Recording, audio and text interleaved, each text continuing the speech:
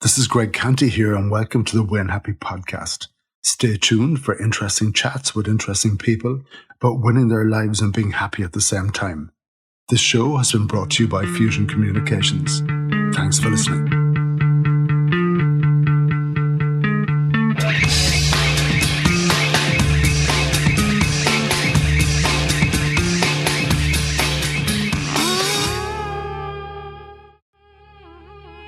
On a beautiful summer afternoon, I chat with John Smith, the new CEO of Nano Nagle Place, about his new role, his career to date, and what drives him. John is as passionate about social justice as he is about Cork hurling, and he explains to me why this new role is the perfect fit for him. We chat about Nano Nagle Place, what is on offer to visitors, and also his plans for the future. Let's hear from John. John Smith, a huge welcome to the Win Happy podcast. How are you doing? Very good, Greg. Yeah, delighted to be here. Now, can you describe where we're sitting? Okay, that's a good question. So, well, we're in Nano Nagle Place, and I suppose for your listeners, hopefully some of them are familiar with Nano Nagle Place, but for those who aren't, it's just on Douglas Street, and we're sitting in a beautiful little garden in almost a secret door off the back of the museum. And Nano Nagle Place has beautiful landscape gardens, but this might be a little, even many people describe Nano Nagle Place as an oasis, and this is an oasis within the oasis, I think. It absolutely is. And this particular space, if we, turn the clock right back, how would it have been used, do you think? Or would you even know? I wouldn't know, but I do know that this whole part of the site was redeveloped. We have the Goldie Chapel. I'm looking at the Goldie Chapel here.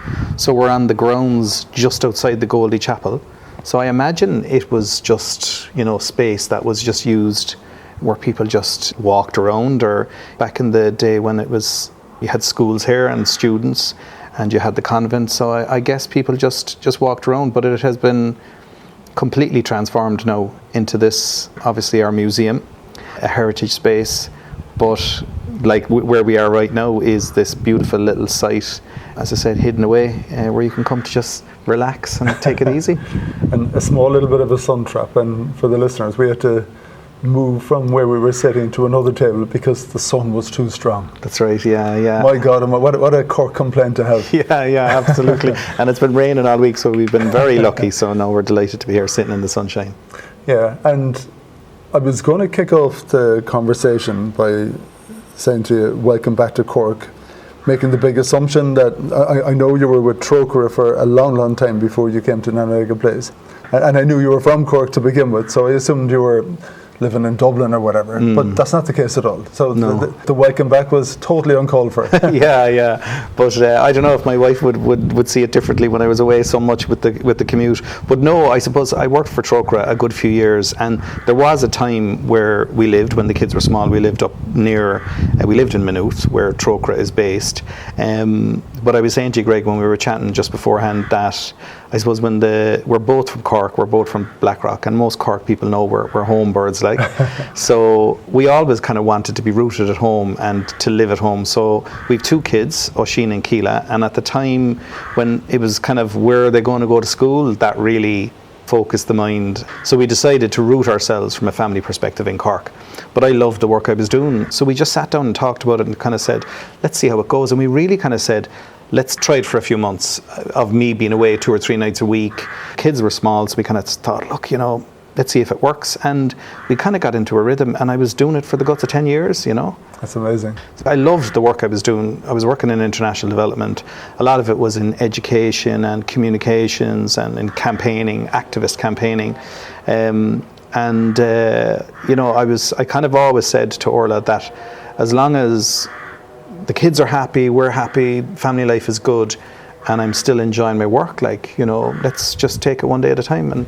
And it's amazing how time flies then, But then it came time for a change. Time goes by really quickly as well, and that's, I suppose, how I've ended up back here now working in Nano Nagle Place. And you're more than working here. You're the CEO of the place, so you're the head honcho, the boss. Yeah. But we know really it's the sisters who are the real bosses. That's right. And yeah. If anyone is going to fool themselves for 2 seconds, we might talk about that in a while. Yeah.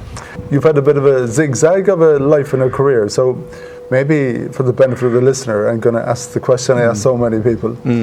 who the hell are you and where did you come from? Now, you've given me a tiny snippets of that, but go for it. Yeah, well, look, I come from a relatively big family, I suppose, a very close-knit family. There are 5 boys, and Brian, Eric are older than me. I'm in the middle, and Cormac and Des are younger than me. And then the boss came along, the only girl, my sister, Lisa Marie, who is the youngest, obviously, 14 years younger than me and 21 years younger than the eldest, Brian. But so there's 6 of us from Beaumont in Blackrock. Really, as I said, tight-knit family, and I suppose grew up there. And much of what I did when I was young was just sports, loved playing soccer, but my first love really was hurling. So I played hurling with Blackrock and absolutely loved it. Still love hurling, you know what I mean. Mind you, I'm kind of sick of seeing Limerick win every year now, but that's for another day. It's got very boring, I'm afraid. Yeah, it has. But fair play to them. They're an amazing team, in fairness, and they've really, they've created a whole new kind of style of hurling themselves. Mum and Dad have both passed only in the last few years. Both of them passed in the last 2 years. So my dad had his own business for a number of years, and then kind of went into that kind of closed down, and he did a lot of driving, and he was a real kind of entrepreneur. He did lots of things. He was amazing, really, just like a lot of mouths to feed, as you can imagine. Oh, Greg, he was always busy, always doing something, always working. And my mum then was a stay-at-home mum, I suppose, which lots of the mums in those days were, and Mum kept the whole thing together then. Mum was amazing as well, I would say, our home was a real happy home. We were full of sport, full of love, full of fun. All our friends over the years would say, nobody kind of knocked on the door in our house. They just came in the back door and just, put the kettle on, made a sandwich. So, and 5 boys and 1 girl, you can imagine, there was a lot of people coming in and out of the house. And being an entrepreneurial family and the ups and downs of what that was like, because I know in our family, Dad just worked with the BNI, and when we were in our teens, or early teens, he was made redundant. And that was, 80s, and there was a lot of high interest rates and a lot of worrying times for a lot of people, and it affected the household. I remember that being a cloud, and I think one of my motivators from a work point of view has always been fear, that fear of not having money and you not having a job, and always kind of pushing yourself based on it. Probably not a very good motivation at times, but in your house, if your dad was entrepreneurial, did you feel the ups and downs of it from time to time? Oh, absolutely. Yeah. No, very similar to that. My dad had his own business for a while, and like I said, that kind of ended, right? It just, it was great for a few years, and then it came to a natural end. But he had to go away and reinvent himself, and as I said, he did a lot of driving and all that.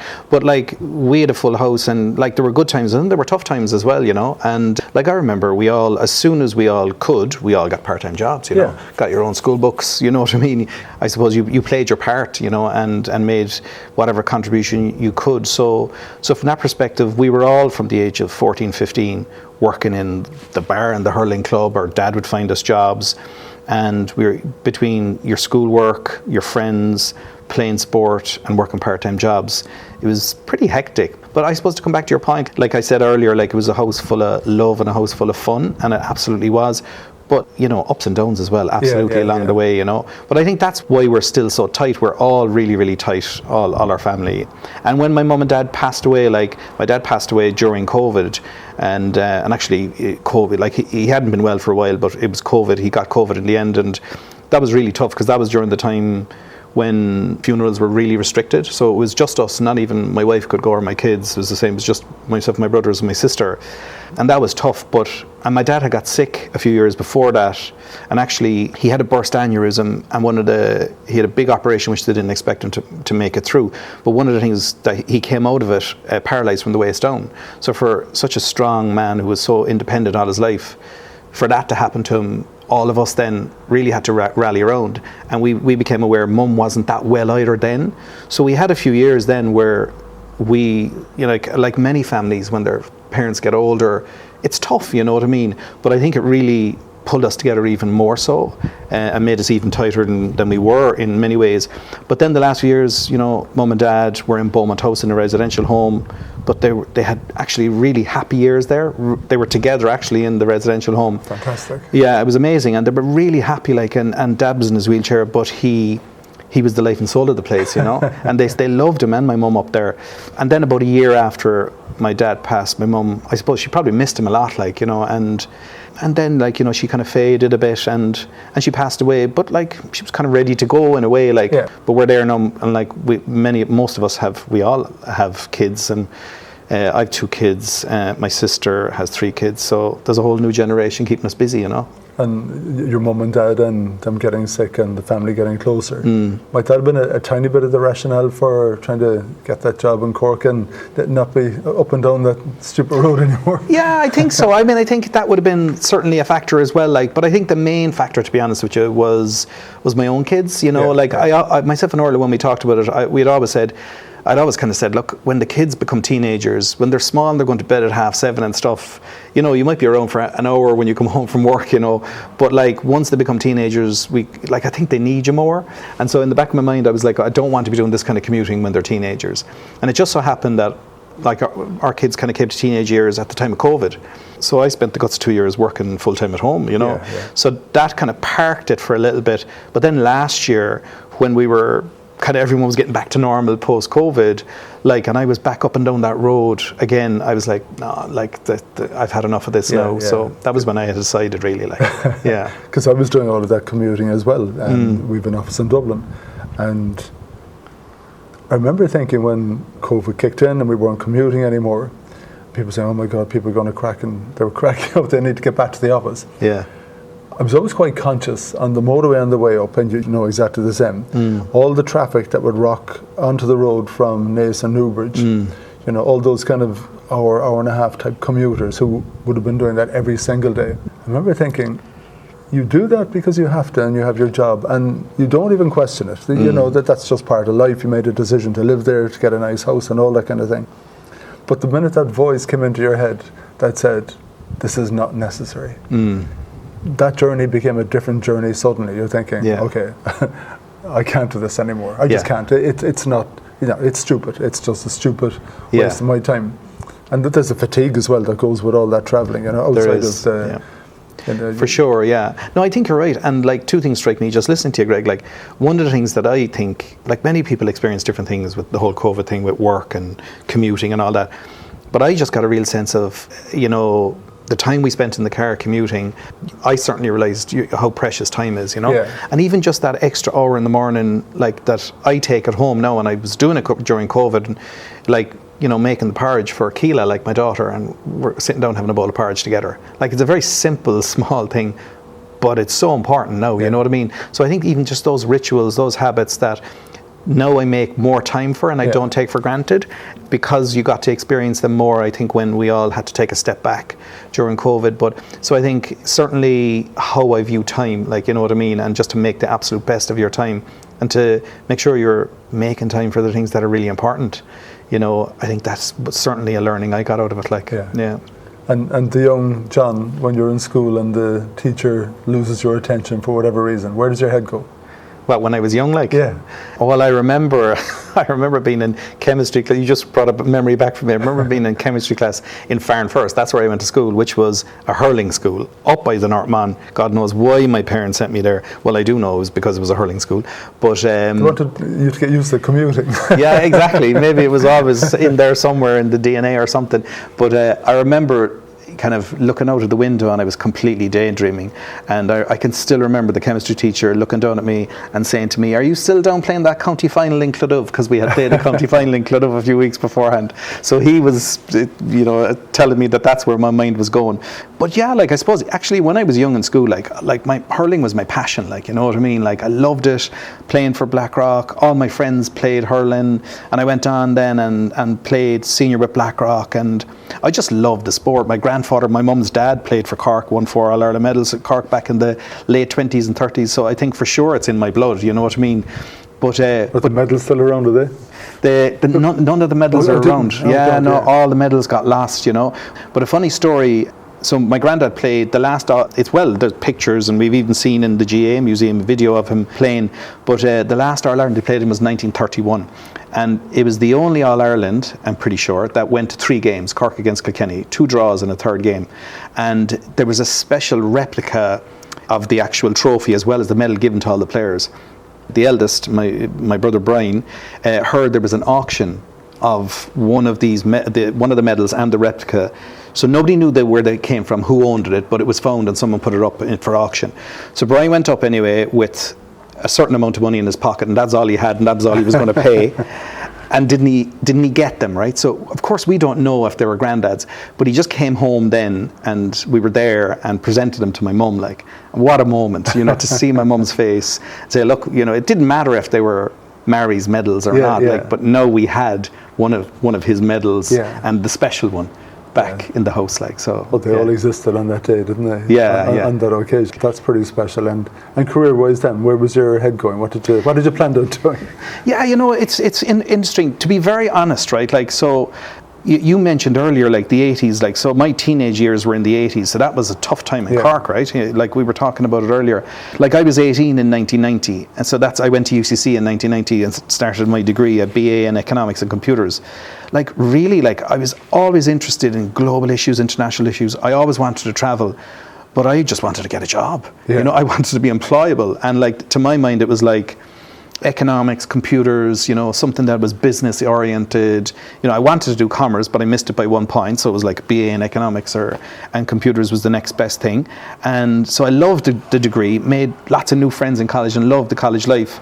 Did a postgrad in information systems, and then things were starting to turn in Cork. There was a lot of optimism, there was American companies coming in, and I just managed to get a job in EMC when I was about 22, 23. So my first job in EMC, out in ovens, and it was fantastic. I really enjoyed it. Like when you think about it, for someone who did little or no traveling, I was going to America lots of times, I was over to Japan, I was all over Europe with this work. But I was about 4 years into it then, and I did 2 or 3 different jobs in there, which were interesting jobs. And I really knew, actually, this isn't for me. It really became clear to me. And I just asked myself some hard questions then. What do I really want to do? And it became clear to me that like my passion was international development, social justice, those kinds of issues. So I kind of decided there and then that I was, going to get my ducks in a row, and I was going to go back full time and do a master's and get into that whole area. Were you able to express that in any way at that moment in time? Were you volunteering with anything? I was, anything? Okay. So that's like part of what I did was, like, funnily enough, I started volunteering for NASC, who were still in existence in Cork, the anti-racism group, and I was volunteering for Kolov, and then I went back as well because I kind of thought, all right, to make sure this isn't a kind of a phase.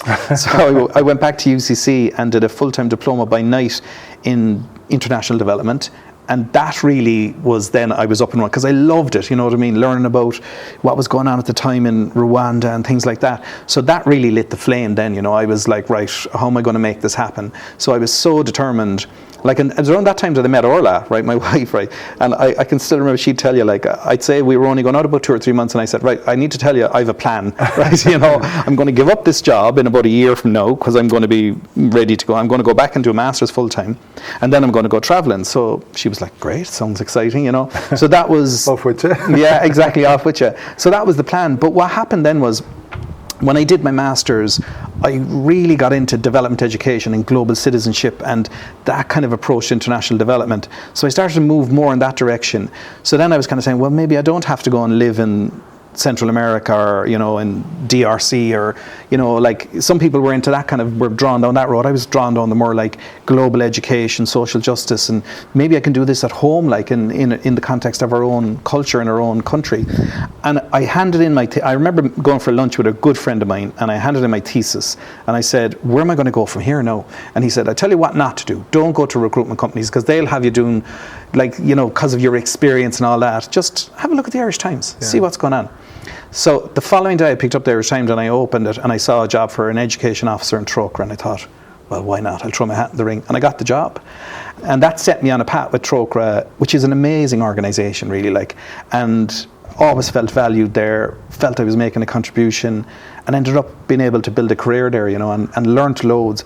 But the places I visited then with Troker, and the privilege of seeing that work on the ground, Troker people, partners, places like Honduras, Myanmar, Palestine, Malawi. It was amazing, like, and I loved that, my time with Troker. Yeah. What did you learn about the world from that time? Wow, that's a big question, Greg. Like, I suppose Actually, you know, one of the things I really learned about the world was that there are, and this is in general, not just about the travelling, but the people I met in Trócaire, and then the people that I would meet, and I'll maybe mention someone in a minute there now, how inspiring and amazing some people are.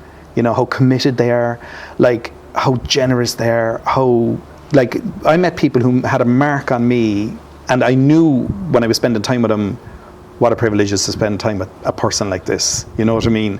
And you couldn't but be changed by spending time with them, whether you're travelling on a road down to southern Ethiopia, or whether you're just sitting down having a cup of coffee with someone, you know, up in Dublin at a meeting or whatever. But I really got the sense of, I'm meeting people. If I'd never gone down that road, I don't think I'd have met people like that. And that was one of the greatest things, I think, about making a choice to go down a road of someone I was passionate. And that's what I think, come to think of it, that's what I would encourage my kids to do.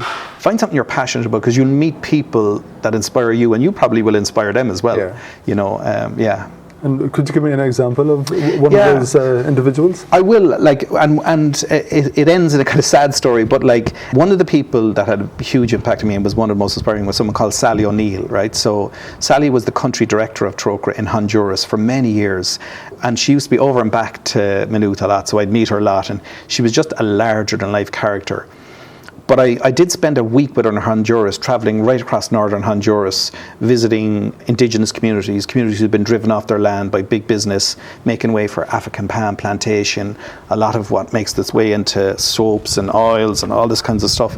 But when I saw her in action, the way, like, she was someone now who was so well respected, like would have the ear of senior politicians in meetings in Honduras, but was able to sit down across from someone who was a victim of domestic abuse, or, you know, had lost a member of their family, or was living in a refugee camp, and she'd like make a connection with those people, and you could just tell how much she cared, and was just this powerful, small woman. She was great friends with Michael D. And when she then, unfortunately, she retired from Trócaire, and she was doing a bit of consultancy, and about 2 years later, she died in a car crash in Guatemala. So it was very tragic, and it was a huge loss. But if you spent time with Sally, you would just come away a changed person, and spend a week with her in Honduras, and yeah, you'd see things differently. Yeah. Does it frustrate you, and did it frustrate you at that time, you know, how little knowledge we have really? And, you know, of course, in an Irish context, for the most part, most of us will only come into contact with Trócaire and those other similar type organisations from a fundraising point of view. It's the bucket, and, you know, or the phone call, or the bit of direct mail, and the emotional trigger to try and get you to sign up for a direct debit or whatever. And you're presented with sad photographs. Translating that world over there to something that can motivate someone here to maybe to appreciate at all what's going on there, and I suppose point two, then be so motivated that you'll you know, take out the checkbook or the credit card. Yeah. Is that a frustration, or? I wouldn't describe it as frustration. I understand the question, right? It's a good question, Greg. Like, you know, because, you know, a lot of the time when you're, say, if you're looking for someone to give a donation or to support a cause, you only have a small window of their attention, you know what I mean? And so I wouldn't describe it as frustration. Like, I suppose, I think one of the challenges, and this is one of the things that drove me in my work with Trócaire and drives me here, is one of the most important things I see in people who work in social justice work is to find creative and passionate ways of communicating what you're doing. You know what I mean? You know that better than anyone, Greg. And really, then that's all. I think that's all about encounter. That's all about relationship, and it's about meeting people. I think this whole, like, any kind of work like that, social justice, it's about meeting people and sitting with people and listening to people and telling stories. You know, and unfortunately, a lot of the work of charities is seen as transactional. It's like, you know, a TV ad or a radio ad or a direct mail comes through your letterbox, and it's like, you know, give us this and we'll do that. But that's just the nature of, I think, the way things work right now, you know. Life. Yeah, it's the nature of life. But the one thing I would say is that if someone is interested, like if someone has a spark of interest in an area like that, and they're interested to give more time, like they come into Nano Nagle Place and they want to hear about Nano Nagle's story, or they want to hear about the social justice projects we do, or someone takes a bit of interest in Trócaire and looks up their website and reads a bit of the story in one of the blogs or whatever, that changes them then. They've made a choice to open themselves up a bit more. And when you meet someone that has made that choice, then obviously the opportunity is different because you can go deeper. So it never frustrates me if someone is just, look, all I have time is just to make the donation. I'm happy with that. I'm not really, I don't like getting all the mail through the letterbox. I get it. I understand it. But you can't force someone to open up and to kind of, that comes of someone's own accord. So I think that's just part of the way these things work. But if you meet someone who has opened up and is willing to give that time, then that's really a great opportunity then to connect with people like that. Okay. Before you knew about the role in Nano Nagle Place, and if someone had thrown the name Nano Nagle at you, or even mentioned Nano Nagle Place, what would you say to them? Would you even known about it, Well, I have to be very honest, I hadn't been in here. Yeah. Okay, so that disclaimer out of the way. A few people had said to me, you have to get up to Nano Nagle Place. This place is lovely, it's got a really nice restaurant, it's a really cool place, and it's been completely redeveloped. So it was kind of on my list, right? But obviously I was away a lot, so when I'd come home at the weekends, I'd be kind of just battening down my match. I'd go to a hurling match or spend time with my kids, my wife. And so I hadn't been in here. But Nano Nagle, I had absolutely heard of Nano Nagle, but I didn't know much about her story. I just knew that there was this, amazing woman who had a big legacy in Cork. So it wasn't until I actually saw the job and I started reading about the job. And the minute I started to read about it, I was saying to you earlier, to the point of when I came in here and started to walk around, I felt a connection with the place, You mentioned to me earlier, Greg, like that. Sometimes you meet people here and you think there's a sense that maybe some people almost were handpicked by Nano Nagle, because they seem to be a good fit here. I felt a sense of connection with the place. But I do think that it is the kind of place that it has a big impact on people. You were saying actually when people are chosen that And I have to admit, it did occur to me that if I had been someone advising me and I saw this job as CEO in Nano Nagle Place, I would have said, that's the job for you. That is a perfect fit. And actually, when I kind of shared it through LinkedIn, some of my friends or acquaintances over the years were saying that, that's a really good fit for you. And I knew it myself, you know what I mean? The education, the social justice, all of what I would have been doing in Trócaire, but also the kind of spiritual side to it. Spirituality is so much part of people's lives, this day and age, but it is certainly a part of my life, and with my family and, in many different ways. But so I was very open as well to that part of the site, the fact that it is a sacred place for the Presentation Sisters. You have Nano Nagle's tomb here, but beyond that, there is a resonance to this place that I feel, and many people you talk to, they say the same thing. There's something about the place. Yeah, and the legacy of the Presentation Sisters, and you see little bits of the legacy just disappearing every now and then. Like the convent in Youghal closed recently. The one in Killarney closed just last year. Yeah. And I suppose that situation is being replicated everywhere. Yep. These fantastic women who went out to all corners of the world. There's only a few of them left in truth. Yeah. And I think that was one of the real driving forces and the idea behind Nano Nagle Place. I know you're 7 months in. For someone who hasn't a pulse, they've never been here. Can you describe the place and how it operates and the activities that are kind of connected to it? Yeah, I mean, it's a multifaceted site, right? And I'm not going to overcomplicate this, right? In essence, it's a beautiful place. It's 3.5 acres of landscape gardens, but surrounded with historic buildings, right? Like you alluded to it, Greg, this is where Presentation Sisters began 250 years ago.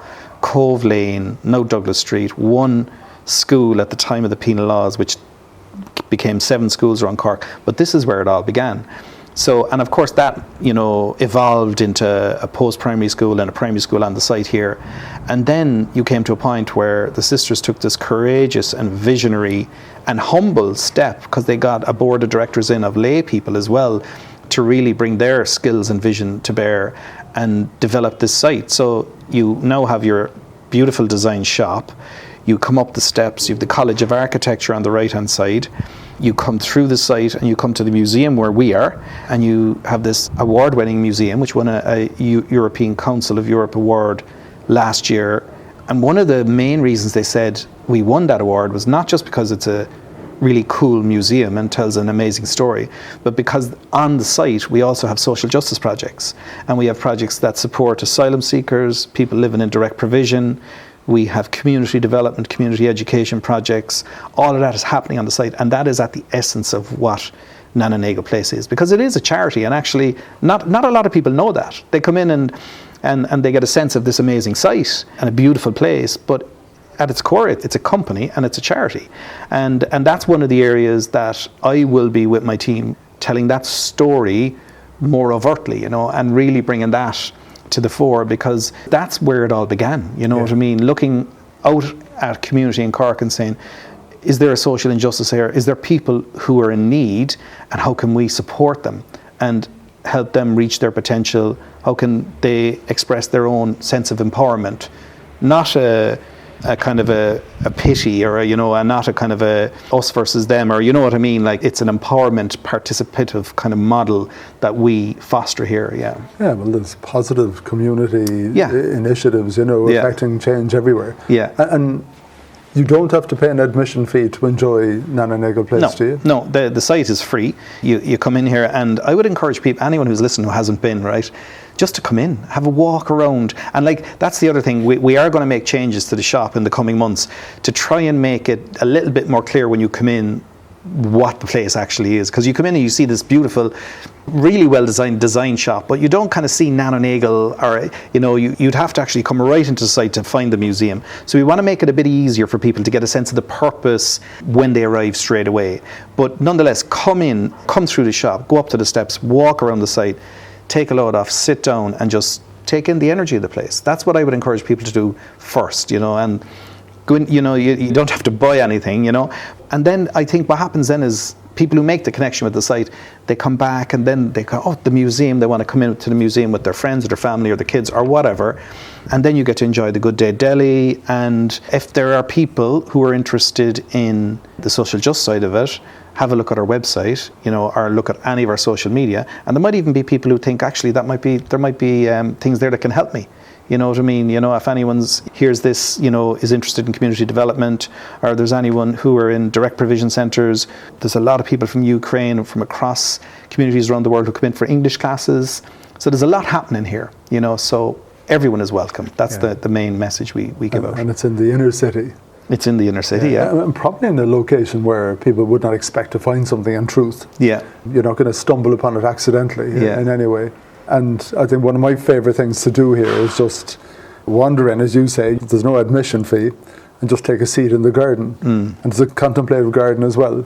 Or just visit it sounds like the weirdest thing, to visit the cemetery. Yeah. But there's a cemetery, there's a history in that cemetery. It's nearly 100% the nuns, but there's a few non-nuns in there as well. There is, there is, absolutely. Now, I don't know a lot about who's in the cemetery. I know there was a relative of James Joyce in the cemetery, because Bloomsday was celebrated here recently. But I would encourage people to, I'm glad you raised that, Greg, to go down to the cemetery as well, and to just get a sense of the peace there. I'd often, when I'm leaving at the end of the day, would see some of the sisters who are retired now in the convent. Amazing women. Some of the women you interviewed on your podcast, which were amazing as well. And if anyone wants to learn a little bit about the history of Nano Nagle Place, how it was developed, I would encourage them to go onto our website and listen to your podcast, Greg, because the stories are amazing. But sometimes when I'm leaving, I see some of the sisters sitting near Nano Nagle's tomb, and they're just maybe sitting there, their eyes closed, just meditate and have a bit of quiet time.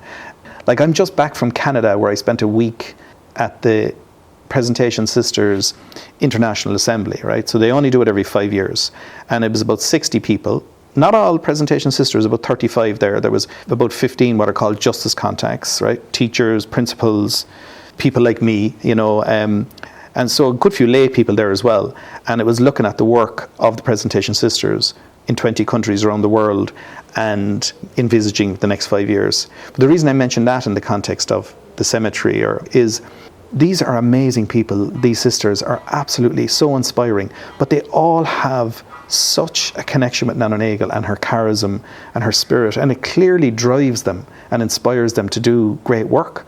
And they all, to a person, have a real connection with Nano Nagle Place. So if it could be someone from India, from the Philippines, someone who's working with the Bedouin in Palestine, And they all were coming over to me telling me, oh my God, I love that place. I haven't been there for 15 years. Some of them haven't been here since the redevelopment, obviously, but still have a sense of connection to where it all began. It's amazing, really. So, I left as well with an acute sense of responsibility of, we need to tell the global story as well. We need to find ways of representing that work around the world here. So we are looking at ways of bringing that work to life in the museum as well, the kind of contemporary social justice work that's happening around the world that all began with one woman, responding to an injustice. Yeah, solving a little local problem. Yeah. That became solving a global problem. Yeah. And that continues. I think it's very unfair, when the politicians take their role as president and there's this big speedometer on them trying to figure out how much will they achieve in 100 days. And I think that's bonkers. Yeah. I think you need to come in and soak it up, observe, learn, and don't do anything for 100 days. Yeah. So what are your plans? Yeah, no, it's really interesting. I'll tell you about my plans in a second, but it's really interesting, I think, what you're saying, because I've been thinking a lot about that.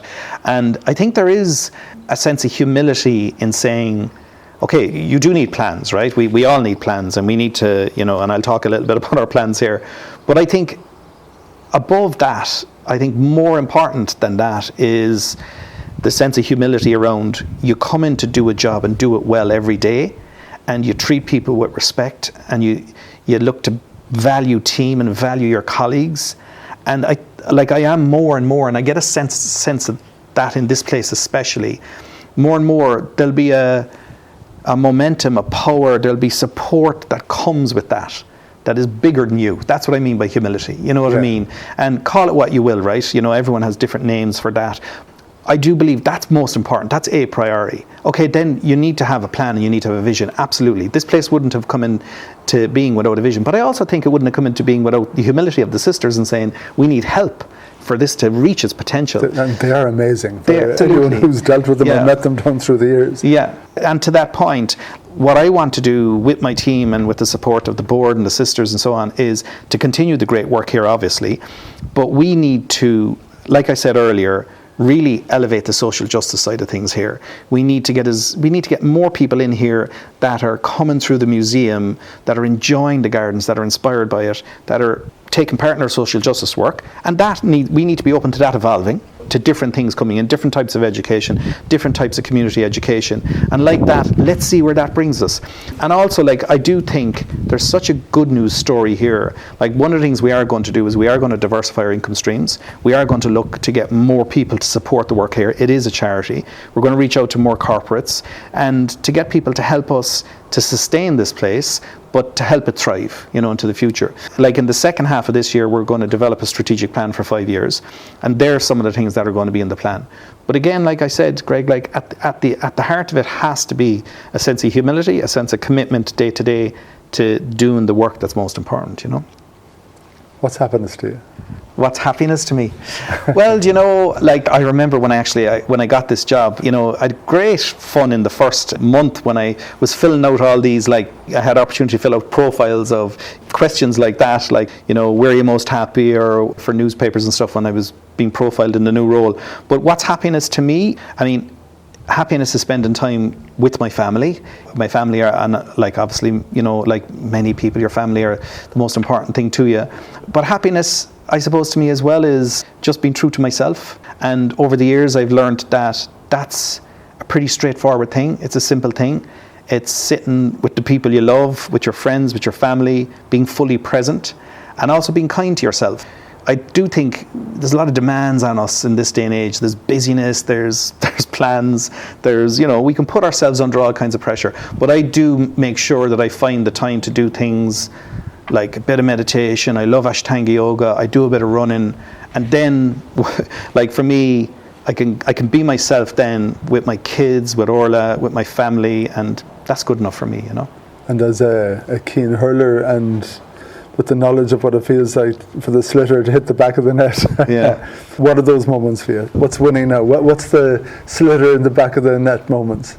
Oh, that's a really good metaphor. Because those slitter in the back of the net moments are a different kind of high, aren't they? But yeah, I think just having fun with the people you love, you know what I mean? Making time for that, celebrating life, you know what I mean? Whether it's a birthday, like, you know, like my son is above in Dublin now doing a course in acting, he loves that. My daughter is, you know, she loves drama as well. So any chance we get, it's like, go out, enjoy it, tell them they've done a great job, you know, especially if they've worked hard, you know, and taking that time to kind of, you know, and I think that's where the joy really comes in just acknowledging other people's effort. And when they've, because like life can be tough, especially for younger people. So seeing the joy in someone's eyes when they've a sense of satisfaction and they've achieved a goal, celebrating it, I think that would be it. But then if Cork get back into the All-Ireland and get one over on Limerick, it might just edge it a little bit. Yeah, I was in the drinks industry and I was working for a Cork company called DC's, which is owned by Guinness, and we had photographs of the double winning team, the football and the hurling. And at that stage it just felt like normal, didn't it? Yeah. This was just part of what Cork did. We just won stuff. Yeah. It's been a while.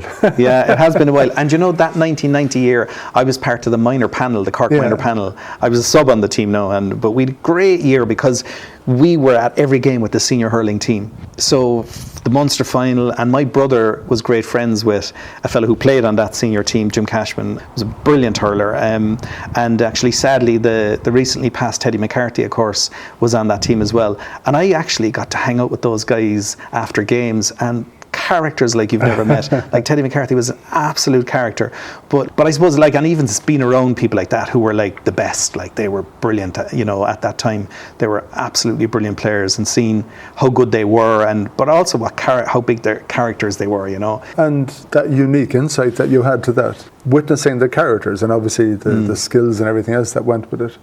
Where did the winning come from at that time? Could you identify it? Was there a thing, a chemistry, a hunger that was part of that time, or that makeup that just isn't there now? Could you identify it? If you were around it, do you know what I mean? Yeah. I'm going to have a go off identifying it, right? Because it's not one thing in my mind. It's a few things. I'll just throw out a few things. Like, so, okay, you need the talent. If you look at that Limerick team now, like, they're talented, right? Yeah. You know, they're big men, they're brilliant, they're skillful. That Cork team, say back in 1990, players like Jim Cashman, Teddy McCarthy, Tomás Mulcahy, Tony O'Sullivan, like, those guys were brilliant players. Were from a young age, they were generational players, as they call some of those Limerick players now. And also, like, say, for the likes of Jim Cashman, his brother Tom was a brilliant player, his dad Mick was a brilliant player. So you have that sense of, and they came from our club, Blackrock, which has so much tradition, going back like many, many years. So you have things like tradition, you have, you know, family influences, you've all of that. But I think there was a sense, and other counties often talk, there was a confidence in Cork. It's still there, right? When Cork go to play hurling, they don't ever expect to lose. A good year is winning an All-Ireland. A bad year is not winning an All-Ireland, and that's okay to say, right? Like, that's Cork.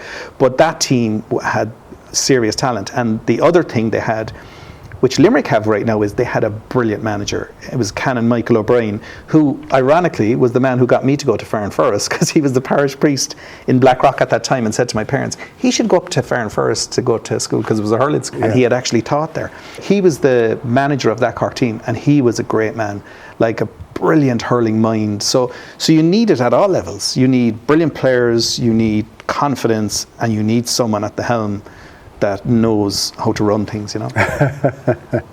One last question for you. Your best day ever? My best day ever? Oh my God, I could get into a lot of trouble now if I get this one wrong. Maybe we can do an exclusion rule. Okay, good. We can deliberately exclude the obvious children being born and the day I got married. There's a huge pass. Okay, good. You tick the box on all of those, but by default. Okay, good. Yeah, no, I've got a few mentions in there. So outside of that, my best day ever. Wow. I'd have to say, and this is a small bit of a fudge now, Greg, right? But like, I don't ever remember one day, right, being that's the best day ever. But the things that are coming to my mind, right, are walking along beaches, right? So whether it's Garryvoe Beach when the tide is out, I remember going to visit my brother. It was my first time ever out of the country. Would you believe the first time I was ever out of the country was when I was 22, and I went to visit my brother in Cape Cod, and I remember walking down towards the beach in Hyannis and getting to the beach, and that feeling, like, it just stays with me, you know. And I remember being in Honduras and in the Caribbean and in a town called Toccoa and swimming there. So, and I know in 2 weeks I'm going on holidays to Alvar, to one of my favourite beaches in the world. I think when I'm at my happiest is when I'm at the beach. Cool. It's important that we grab those moments. Isn't Yeah, it? definitely. John, Yeah. thank you so much. Good Pleasure, night yourself. Greg. Yeah. Thank you. Pleasure. Thanks. Cheers.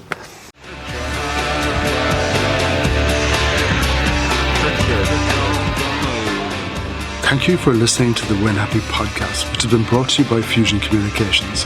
If you'd like to get in touch, feel free to send me an email at greg@fusion.ie. So until next time, take it easy.